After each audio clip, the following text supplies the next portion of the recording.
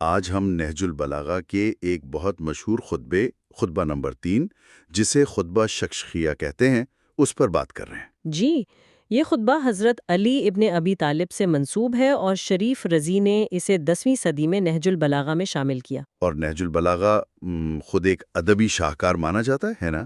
شیعہ سنی دونوں حلقوں میں؟ بالکل، اس کی فصاحت و بلاغت پر تو تقریباً سبھی متفق ہیں۔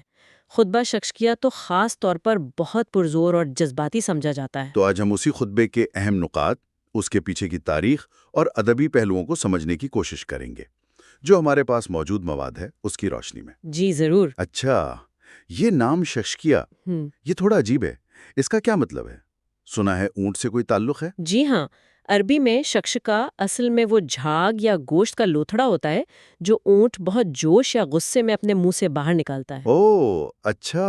اور ایک روایت میں آتا ہے کہ جب حضرت علی سے اس خطبے کے متعلق پوچھا گیا تو انہوں نے کہا کہ یہ تو بس ایک شکشکا تھا جو ابھرا اور پھر بیٹھ گیا۔ یعنی جیسے کوئی چیز اچانک ابل پڑے؟ بالکل، یعنی یہ برسوں سے جو دل میں باتیں تھیں، جو احساسات تھے، حق تلفی کا غم تھا، وہ بس ایک لمحے کے لیے باہر آ گیا، ایک بے ساختہ اظہار۔ تو یہ صرف ایک پلانڈ تقریر نہیں تھی، بلکہ دل کی بھڑاس تھی ایک طرح سے۔ ہاں، اسے ایسے سمجھا جا سکتا ہے۔ تو اس خطبے کے مرکزی خیالات کیا ہیں؟ کیا کیا باتیں ہیں اس میں؟ اس میں کئی اہم پہلو ہیں۔ سب سے پہلے تو خلافت پر اپنا حق پیش کیا گیا ہے۔ پھر جو پہلے 3 خلفاء تھے ان کے ادوار پر کچھ تنقیدی باتیں ہیں۔ پھر یہ کہ انہوں نے اس دوران صبر کیوں کیا۔ اچھا۔ اور آخر میں جب لوگوں نے بہت اصرار کیا تو انہوں نے خلافت کیوں اور کیسے قبول کی، یہ سب ہے۔ تو سب سے پہلے حق خلافت والی بات، وہ کیا کہتے ہیں؟ ایک مشہور جملہ ہے نا؟ جی، وہ کہتے ہیں، خدا کی قسم ابو قحافہ کے بیٹے نے خلافت کا لباس پہن لیا، حالانکہ وہ جانتا تھا کہ خلافت میں میرا مقام چکی کے مرکز کی طرح ہے۔ چکی کا مرکز یعنی چکی کا وہ کیلا جس کے گرد وہ گھومتی ہے؟ بالکل وہی، مطلب یہ کہ جیسے چکی اس مرکز کے بغیر چل نہیں سکتی، بیکار ہے، اسی طرح ان کے خیال میں امت کا نظام، خلافت کا نظام ان کے بغیر صحیح نہیں چل سکتا تھا۔ وہ خود کو نظام کے لیے ناگزیر سمجھتے تھے۔ اور لباس پہن لیا، اس سے کیا مراد ہے؟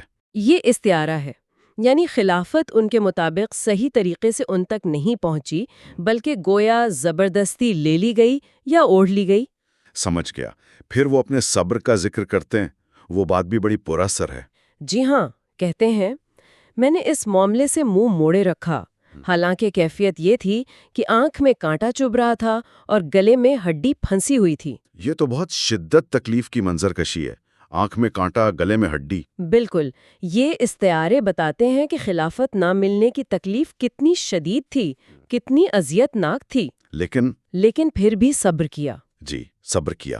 وجہ یہ بتائی جاتی ہے کہ امت میں تفرقہ نہ پڑے، اسلام کو نقصان نہ پہنچے، یعنی ذاتی حق سے زیادہ امت کے اتحاد کو اہمیت دی۔ یہ واقعی ایک بڑا نکتہ ہے۔ اچھا، پھر دوسرے اور تیسرے خلفاء کے بارے میں کیا کہا گیا ہے؟ خطبے میں حضرت عمر کے دور کے بارے میں کہا گیا کہ وہ سخت گیر تھے، کچھ فیصلوں میں جلد بازی تھی جس سے لوگوں کو مشکلات ہوئیں۔ اور حضرت عثمان کے دور میں خاص طور پر اقربا پروری، یعنی اپنے رشتہ داروں کو نوازنے اور دولت کی غیر منصفانہ تقسیم پر تنقید کی گئی ہے۔ تو یہ ذاتی تنقید تھی یا؟ دیکھیں، خطبے کے مطابق یہ صرف ذاتی نہیں بلکہ اس سے حکمرانی کے اصول متاثر ہو رہے تھے، اور اس کے نتیجے میں امت میں، معاشرے میں بگاڑ آ رہا تھا۔ یہ اصل نکتہ تھا۔ اچھا، یعنی ان چیزوں کو معاشرے کے زوال کا سبب سمجھا جا رہا تھا؟ جی، تجزیہ یہی بتاتا ہے۔ پھر وہ بتاتے ہیں کہ حالات بدلے اور خلافت ان تک آئی۔ ہاں، وہ منظر کشی بھی بڑی ڈرامائی ہے کہ لوگ کیسے ان کے گرد جمع ہو گئے۔ جی، وہ کہتے ہیں کہ پھر اچانک لوگ میرے گرد ہر طرف سے ایسے ٹوٹ پڑے جیسے پیاسے اونٹ پانی کے گھاٹ پر۔ یہ کب ہوا؟ یہ حضرت عثمان رضی اللہ تعالیٰ عنہ کے قتل کے بعد جو ایک افراتفری کا عالم تھا، اس وقت عوام نے شدید اصرار کیا کہ اب آپ ہی قیادت سنبھالیں۔ تو یہ عوامی مطالبہ تھا۔ بالکل، خطبے کے مطابق یہ کوئی اقتدار کی خواہش نہیں تھی ان کی طرف سے، بلکہ بگڑتے حالات میں ایک ذمہ داری تھی جسے قبول کرنا پڑا تاکہ امت مزید تباہی سے بچ جائے۔